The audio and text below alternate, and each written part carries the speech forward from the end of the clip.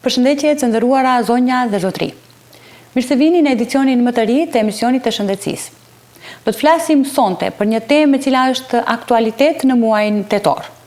Tetori roz është muaji që frymëzon jetë dhe do të mundohemi përmes emisioneve tona sensibilizuese të arrijmë të përçojmë mesazh për të shpëtuar një jetë.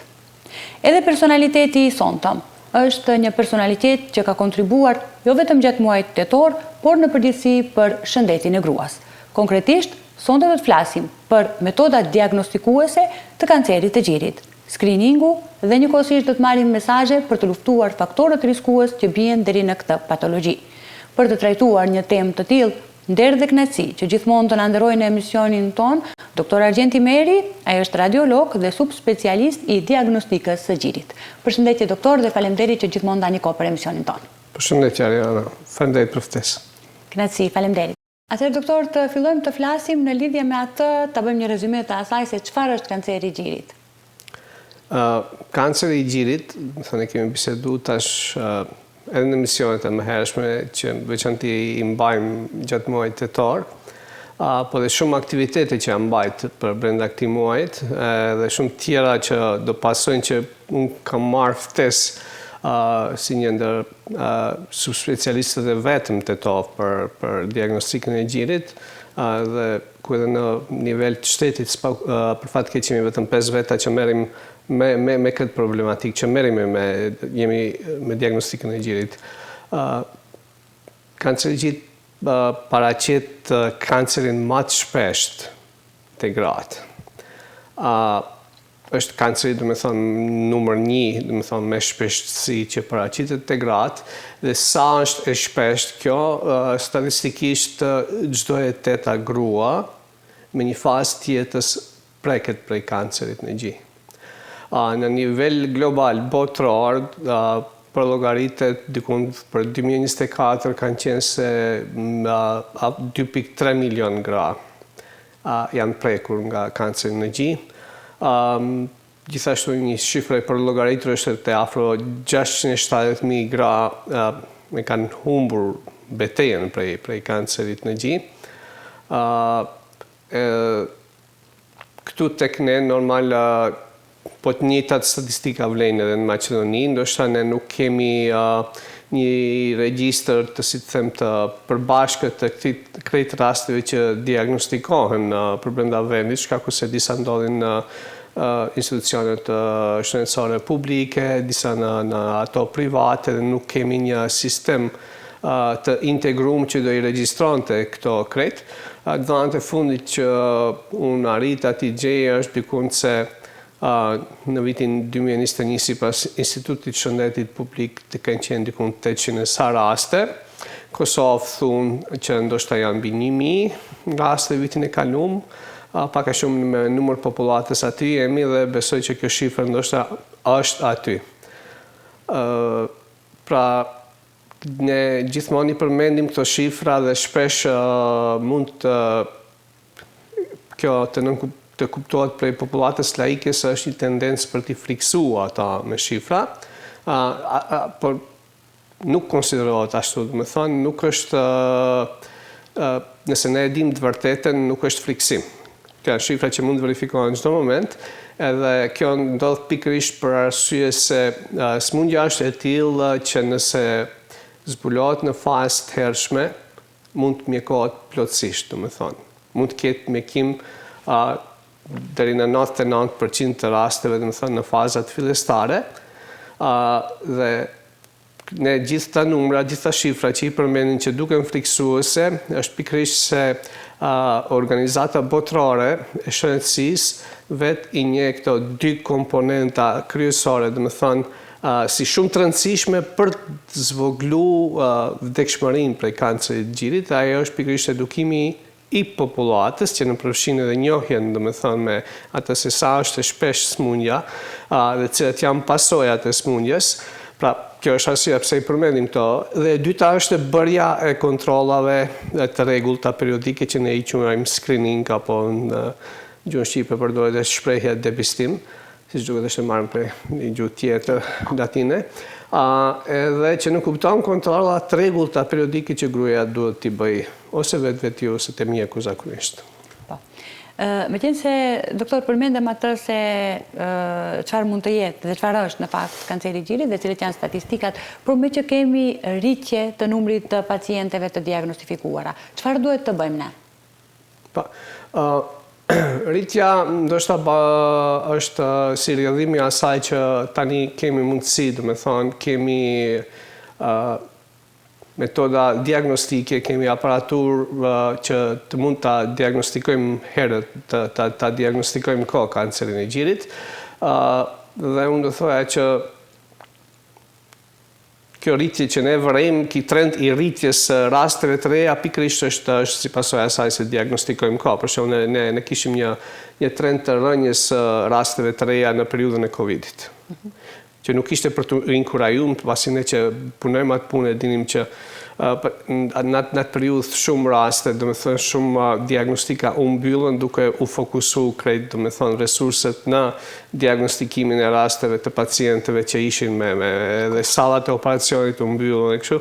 Kështu që priti se mandej do ketë një rritje, do të thënë, shumë më të lartë të këtyre rasteve, do të thënë, pas fazës të Covidit, që edhe në fakt edhe ashtu ndodhi për fat keq patëm një ballafaqim me pacientë të cilët ishin në një stat më të avancuar. Do thoya që kanceri i gjirit është hasur edhe në mumjet e Egjiptit. Pra nuk është një sëmundje e re, kanceri i gjirit. Dhe e kemi prezent edhe sot. Ne si mjek nuk e parandalojmë dot paraqitjen e sëmundjes, po ne krejt çka mund të bëjmë, për çka mund të ndrojmë edhe si komunitet, po edhe si ne mjekët, është që të arrijmë një stat ku sëmundjen ta zbulojmë në atë fazë të hershme dhe ku vdekshmëria nga sëmundja të jetë shumë e ulët ose eventualisht të jetë zero. Pra të ndrojmë për një botë ku asnjë grua nuk do vdes prej kancerit në gjinj. Megjithatë, doktor, përmendet se, domethënë, metoda diagnostifikuese, ndoshta edhe bashkëkohore, kanë bërë që të diagnostifikohemi më herët me këtë sëmundje. Por cilat janë metodat përmes të cilës mund të zbulojmë këtë sëmundje? Metodat ne i ndajmë në dy grupe, domethënë në metodat të cilat duhet t'i bëjmë, ne i themi screening metoda dhe metodat diagnostike. Pak a shumë do njëjtat aparatura i kemi në të dyjat metoda, po screening quhet kur ti duhet ta bësh një kontroll në mënyrë periodike pa mos patur simptome. Qëllimi është ta zbulosh sëmundjen në fazën e hershme, asimptomatike, kur ti nuk ndjen kur gjë, kur nuk prek kur gjë, kur nuk sheh kur gjë, se vetëm atëherë ajo është plotësisht e shërueshme. Dhe këtu hyjnë metodat e vetë ekzaminimit klinik që gruaja duhet t'ia bëjë gjirit të saj, hyjnë ekzaminimi klinik që thonë të shkojë te mjeku, po që shpesh duke pasur parasysh se shumë pak mjekët janë të trajnuar se si duhet me palpim të dallojnë ndonjë ndryshim, edhe duke pasur parasysh faktin se ndryshimet kur bëhen palpabil, kur të prekshëm flasim për një fazë më të avancuar të sëmundjes, atëherë zakonisht rekomandohen dy metodat që i kemi si standarde të arta në diagnostikimin e kancerit në gjinj, që janë ekografia, ultrazëri ose ultratingulli, e që zakonisht bëhet tek mosha deri në 40 vjeçare, domethënë, është metoda e parë e zgjedhjes për diagnostikimin e gjirit. Pasi nuk ka rezatim dhe fitojmë imazhe ku bëjmë prerje të gjirit, një farë mënyrë e çelim gjirin krejt me prerje sikur një libër, domethënë flet në detaje arrim të shohim domethënë strukturat e gjirit, qoftë ato normale, qoftë se çdo shmangje nga ajo që duket normale, preku fillon dyshimi i parë i mjekut për diçka, nëse është e dyshimt, apo mund të jetë një kist, diçka tjetër që nuk është, domethënë është e natyrës benigni, po sidoqoftë, domethënë duhet bëhen këto kontrolla që pasi ka ndryshime të cilat duhet të verifikohen saktë se çka janë natyra e tyre, dhe ka ndryshime të cilat eventualisht kërkojnë një ndjekje një periudhë caktuar kohore, siç janë fibroadenomat e kështu me radhë. Metoda e dytë diagnostike që gjithashtu hyn edhe në këto screening metodat, po edhe në ato diagnostike, është edhe mamografia, e cila përdor rrezatim ionizues, do të thonë rreze X, për me fitu një imazh të gjirit, edhe e cila zakonisht është në moshat mbi 40 vjeçare. Dhe kjo ndodh pikërisht për arsyeën se mosha mbi 40 është periudha kur kemi një incidencë më të lartë paraqitjes kancerit në gjinë, ku densitësia e gjirit fillon të bjerë, do me thonë, gjiri bëhet madhjamor, me plakje, me moshë, me vite, dhe është më i detektueshëm në mamografi. Ose thjesht spaku na ndihmon që të selektojmë prej gjithë atyre grave që e kanë bërë këtë metodë, të cilave do na duhet si ekzaminim shtesë, do me thonë ekografia, se jo gjithmonë kemi mundësi të bëjmë ekografi krejt grave, sidomos jo me 5 mjekë siç ka subspecialist gjirit sikur që ka shteti. Dhe këto janë, do me thonë, këto metodat standarde. Të njëjtat hynë atë grupin e metodave diagnostike. Çka janë metodat tash diagnostike? Ato janë kur pacienti veç ka vërejt, ka fillu të vërejt diçka, ka fillu të shohë një ndryshim, qoftë në pamjen e jashtë me gjirit, qoftë prek në një ndryshim, ose shef në një tërheqje të lëkurës, me ndryshim në koloritin lëkurën e gjirit, në fazet e avancuara është ajo e njohshme karakteristike për frangishtë si thonë peu d'orange, do të thonë që i vjen lëkura si forma e portokallit. Edhe fletni për një stad vërtet të avancuar smundjes, mund të jetë ndonjë tërheqje e thimbthit gjirit mbrendi, e tërheqje e lëkurës, ose ndonjë gung që paraqitet, do të thonë gjitha këto. Dhe këto gratë kur vërejnë këto simptome, to zakonisht lajmërohen te mjeku. Dhe atëherë ne bëjmë, do të thonë tash në atë rast ne shohim pacientin, pacienti është prezent, do të thonë te mjeku.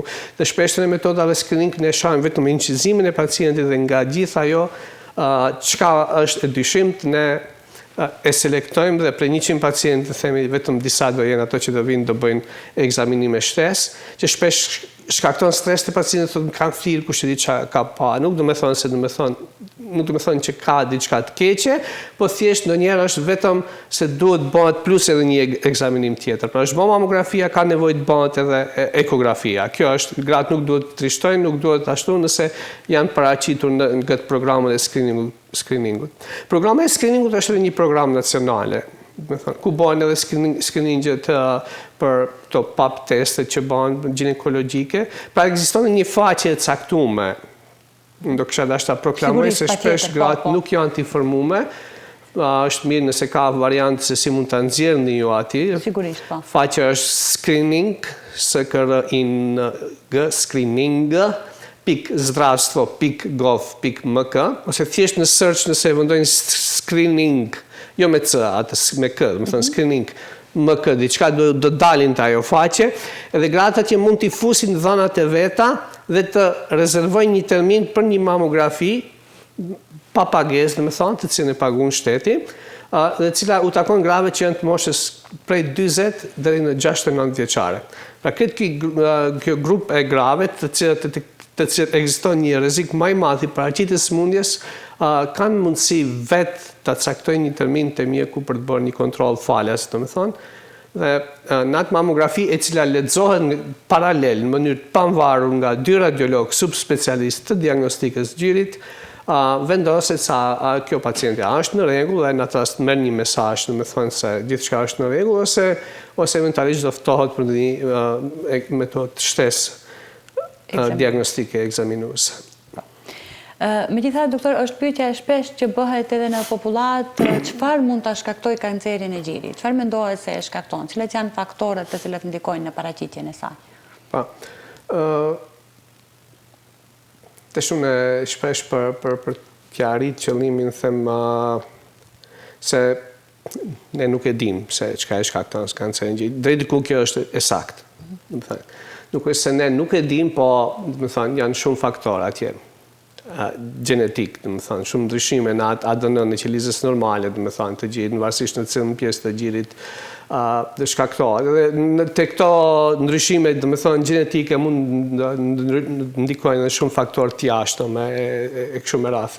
Pra, është një ndryshim në atë ADN në strukturës normale dhe cila paraqet në paraqitjen e këtyre qelizave që nuk janë normale, që janë malinje, dhe organizmi janë gjithmonë ka tendencë, është një organizëm i përsosur, do të thonë krijuesi gjithmonë duhet ta shohim këtu brenda vetvetes tonë se sa i përsosur është organizmi, do të thonë se sa ai vetë arrin t'i luftoj dhe t'i mund disa smundje, për në atë moment kur dështon, domethënë, ky mekanizëm, atëherë fillon të paraqitej një sëmundje e caktuar, dhe atëherë paraqitet edhe kanceri, domethënë, nëse humb kontrolli i shtimit të këtyre qelizave jo normale, ne kemi paraqitje të kancerit. Dhe kjo është ajo faza në të cilën ne tentojmë ta diagnostikojmë, faza e hershme kur ajo është i lokalizuar në një vend caktuar dhe kur nuk ka bërë, mund të ketë vetëm një invazion të vogël lokal, por nuk është përhapur, domethënë, qoftë në njetë limfatike ose në pjesët e largëta të trupit të pacientit, ku është më vështirë, domethënë, për të arritur mjekim të plot, shërim plot pacientit. Gjithashtu edhe... Tash faktorët janë një kategori tjetër që ju i përmendet që mos ju mbetën borx. Ne i ndajmë në atë kategori të faktorëve të cilët ne nuk mund t'i ndryshojmë. Dhe faktorët tek të cilët ne mund të ndikojmë deri diku, pra të pamodifikueshëm dhe të modifikueshëm. Cilët janë faktorët e pamodifikueshëm, është gjinia. Dikush që thashë mundet modifikohet, po ne, si që mi kryu prej Zotit, ne jemi kryu XY meshkuj ose XX femra, edhe ne mund të zgjedhim në kokën tonë gjinin, po në realitet ne do të trashëgojmë, do kemi smundjet të cilët na i dikton ajo XY ose XX i burra dësmuar prej kancerit prostatës, më shumë grad prej kancerit gjirit, edhe kështu me radhë. Pra gjinia është diçka në faktorët e pamodifikueshëm të cilin ndikon në incidencën e paraqitjes kancerit në gjip. Pse e themi këtë? Se numrat e flasin se gratë smuren 100 herë më tepër se burrat prej kancerit në gjip. Një në 100 raste me kancer është burr, 99 tjerat janë gra, ose 12% është, domethënë, incidenca te gratë, është 1 promil ose 1 në 1000 të burrat. Faktori tjetër genetik që gjithashtu është i pamodifikueshëm, që ende s'kush janë mundu shumë alkimistë, mjek të ndryshëm gjatë kohëra e mbretëre pra ndorë gjeni ilaçin e përjetësisë, po nuk e ka gjetë kush, është plakja, mosha. Rreziku rritet me moshën, domethënë.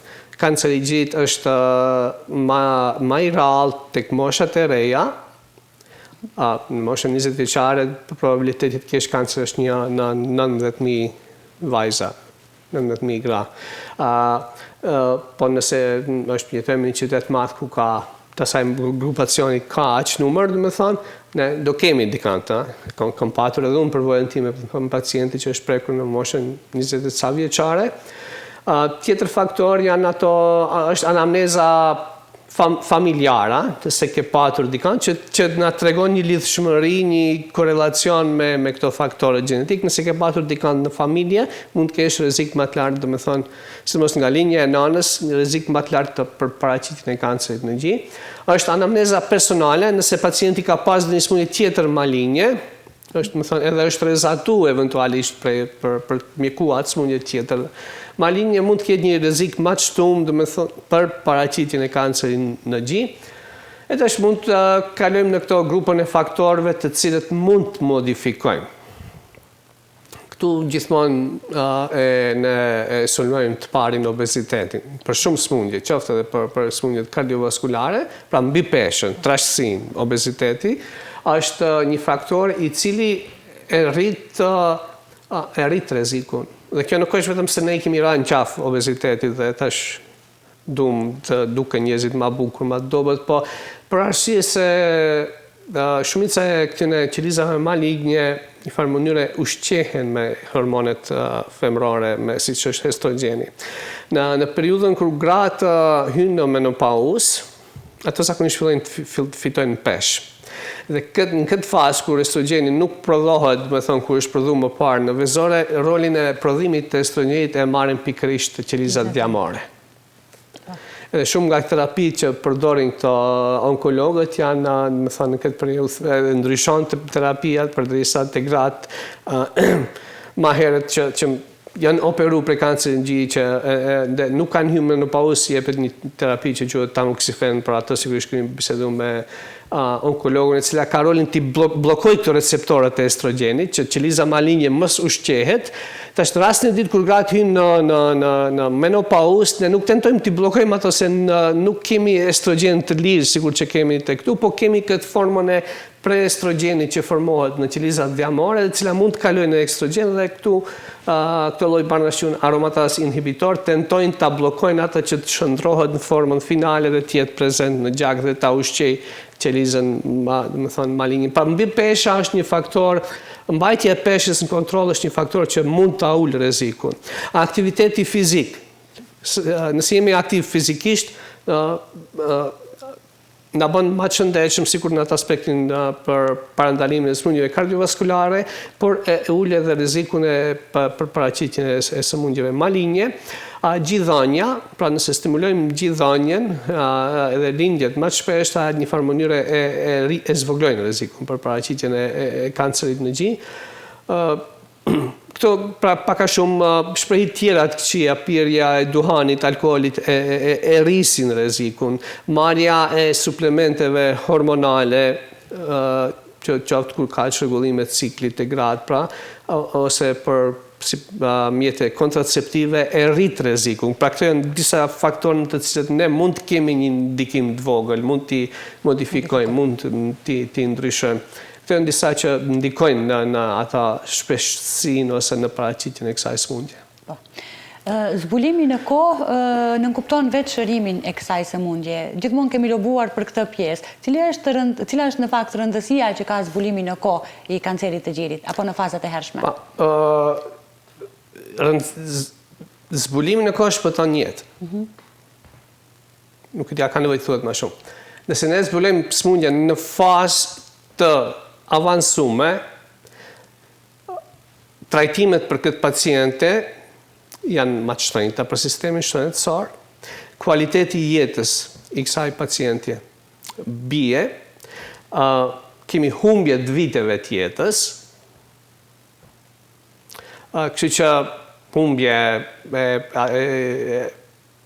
prezencës asaj gruaje në punë, shumë gjëra domethënë komplikohen. Kështu që gjithë këto mund të parandalohen.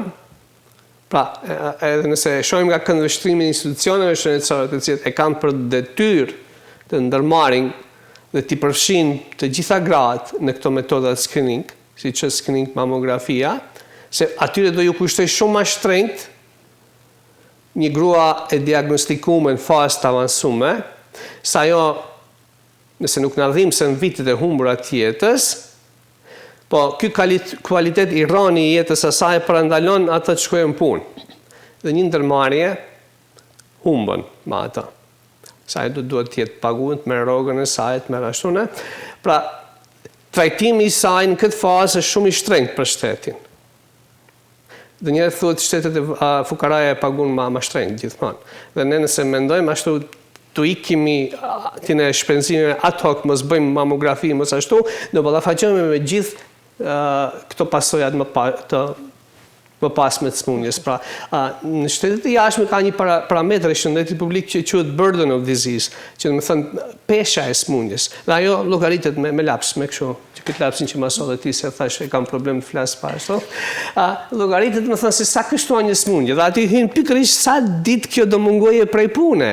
Sa ditë do mungoje një antar i familjes që do e shoqëroje këtë shkoje në atë moment kur do shkoje të marrë terapi. Dhe ato krejt llogaritet me numra. Sa kushton tash terapia kur është në fazë të avancume? Sa kushton ajo ndihma që duhet të jepet kësaj se kjo nuk ka kualitet tjetës, nuk është e lëvizshme si përpara, nuk është në gjendje të kujdeset për vetveten si ka qenë dikur. Dhe thot për shembull, tash unë karikoj se nuk i di shifrat, mund t'i verifikojmë saktë, ku e di burden of disease themi është $200,000 për kancer të gjirit, themi shteti kështu me numra eshe. Po sa kushton ta zbulojmë herët dhe mos e kemi gjithë këtë peshë, kushtoi ka në Amerikë $70 të bësh një mamografi. Po thot hajt t'i thirrim atëherë krejtat dhe të bëjmë mamografi. Njëjtën vlen edhe për sistemin tonë shëndetësor, pra. Nëse ne nuk ju bëjmë, ne rrejmë vetveten. Nëse ne bëjmë vetëm screening për të thonë para organizatës botërore të shëndetësisë se ne bëjmë screening, përsëri kemi gënjur vetveten, më thonë, nëse në këtë screening ka përfshi vetëm disa mijëra gra, pe aty disa qindra mijëra që është dashur përfshim, Dhe shumë shpejt do e shohim kostën e kësaj, se do ballafaqohemi me shpenzimet e trajtimit të vonshëm, domethënë të një faze të avancuar të smundjes si sistem shëndetësor. Pra, edhe për gratë vlen kjo, do kenë humbje të kualitetit të jetës, do kenë humbje të viteve të jetës, nuk du ta përmendja termin e keq, pra humbje të viteve të jetës, dhe do kenë një fazë më të vështirë të jetës para përfundimit, jo aqe dinjitetshme do thoja, duke pasur parasysh edhe kushtet në për spitalet tona dhe kështu me radhë. Prandaj zbulimi në kohë. E vetmja zgjidhje, e vetmja shpresë na mbetet ta zbulojmë ka. Kjo kushton, prevenca nuk kushton kur gjë. Prevenca pothuajse është pa pare në krahasim me atë sa kushton smundja, me atë sa kushton kualiteti i humbur i jetës, me atë sa kushtojnë vitet e humbura të jetës. Dhe cilë do të ishte mesazhi juaj për në fund, si një profesionist i këtij drejtimi, drejtuar çdo grua të bëj spaku një herë në vit kontrollin e gjirit. Çdo grua e moshës ndër 40 vjeçare, edhe ato në moshat më të reja, sapo kanë hyrë në pubertet, jo se presim të ketë kancer, po se shumë raste ekstreme mund të ketë edhe në atë moshë, por se në atë moshë mund të ketë ndryshime të tjera që kanë nevojë të ndiqen në formë të rregullt, të bëj ekzaminimin deri në moshën 40 vjeçare me ekografi spaku një herë në vit, dhe mbas moshës 40 vjeçare gratë të bëjnë, domethënë, incizimin me mamografi, ku do selektohen se cilat do kenë nevojë eventualisht për të vazhduar, domethënë, si metodë shtesë, domethënë, ekografin, ose nëse ka një ndryshim të dishim të bëhet edhe biopsioni i gjirit. Pra këto gati bëhen në spitalin e tetovës. Dhe e treta, mos presin se do i thirrë shteti gjitha, nuk do ndodhe. Pra ekziston kjo faqja screening.zdravstvo.gov.mk, shpresoj të derë në emision që gratë mund të shohen, le të trajmërohen vetë në atë faqe, ato kanë edhe mundësi të zgjedhin edhe për këto pap testet që i bëjnë, edhe për të lajmëru, për të paraqit, me thonë, për screening, për të bënë një mamografi. Mamografia tek ne në Maqedoni, këto screening që bëhet, programi është në çdo 2 vjet. Kjo nuk nënkupton se gruaja nuk mund ta bëjë çdo vit. Rekomandimet e institucioneve referente ndërkombëtare, siç janë American College of Radiology, që për ne radiologët është si institucion referent, është që të bëhet çdo vit. Po edhe çdo 2 vite për një shtet që nuk arrin as 1% të popullatës ta përfshinë në screening, do ishte diçka optimale, më thënë. Doktor, faleminderit shumë për kontributin tuaj, jo vetëm në emisionin tonë që jepni çdo vit, por edhe për shoqërinë, për të pasur një shoqëri ku gruaja do të jetë gjithmonë e shëndetshme. Faleminderit shumë që gjithmonë na nderoni, nder dhe kënaqësi. Faleminderit edhe juve që kontribuoni, domethënë, me këtë emisionin. Faleminderit ti që merr pjesë edhe si moderatore në evenimente të tilla, ku ka grumbullim të grave për çfarë do qoftë motivi, po të cilët kanë vullnetin të mësojnë më tepër, se si mund të arrin, domethënë, deri te mjeku dhe për të bërë një kontroll të gjirit, pra për smundjen, për të zbuluar më herët smundjen që është më e shpeshtë tek ata. Faleminderit shumë edhe një herë. Faleminderit. Të nderuar shikues, ishte pra dhe ky emisioni në të cilin kemi folur për tetorin roz si muaj vetëdijësimit, i ndërgjegjësimit. Pra jemi bashkë të gjithë në këto emisione, në këto evente, në të cilet japim këshilla nga profesionistë të fushës për të mjekuar, për të parandaluar edhe këtë sëmundje, siç është kanceri i gjirit. Ju vazhdoni të qëndroni me programet tona në vijim deri në javën e ardhshme, mbetçi me shumë shëndet. Mirupafshim.